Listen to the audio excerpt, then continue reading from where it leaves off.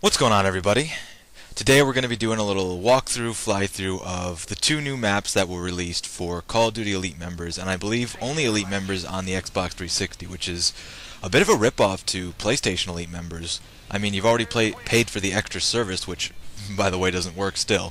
Fully work, I mean. Some of it works, but if it doesn't fully work, you're kind of getting ripped off at this point still. And that's just my opinions on it, but we're not going to go on to Elite, because I think we all know how I feel about Call of Duty Elite.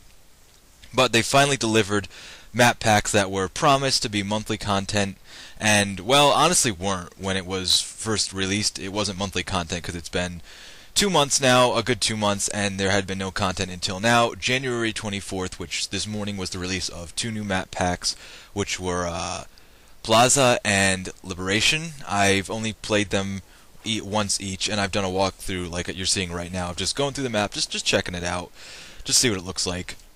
Plaza is described as a small coastal Italian town, features tight quarters close combat. So that's actually kind of nice. Now, my opinions on the maps that were released with the game, not that good. Not that good. There are only two maps I like, and I believe those two maps are Bootleg and what is the other one? Outpost. Are the only two maps I really like. The rest are okay, and for the most part, they're just decent. Like if I had to give them a star rating, they'd be somewhere between 2 and 3. And that's not that good for a map. I don't see why every single map in a game, just about can't be 5-star quality. You know what I mean? So it was a little bit of a disappointment for that, but that's okay.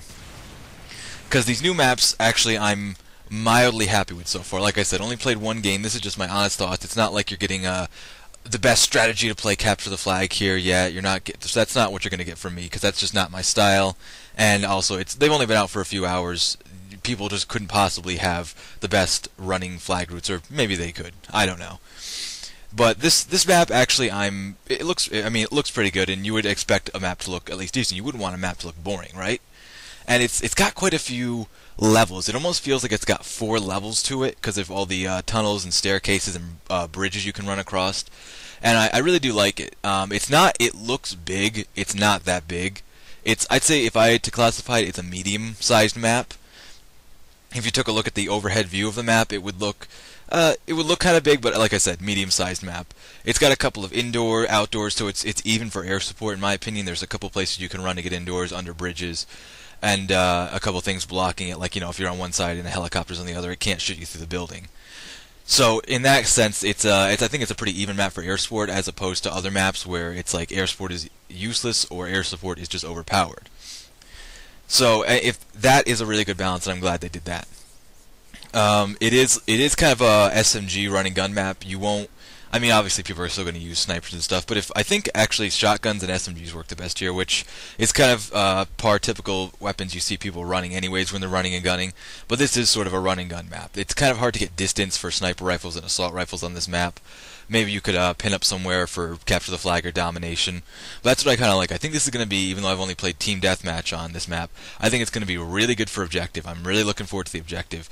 And honestly, out of all the maps that were released and I didn't particularly like, this kind of doesn't improve my thoughts of Call of Duty too much, but it's still something like I'd like, hey, I have another map to look forward to now. And if I had to rate this map, I'd probably give it like a 3 to 4 stars. So that's my walkthrough for this map. Of course, if you have Elite, I'd say go get it yourself. So yeah, thank you guys for watching, and that's going to do it for me.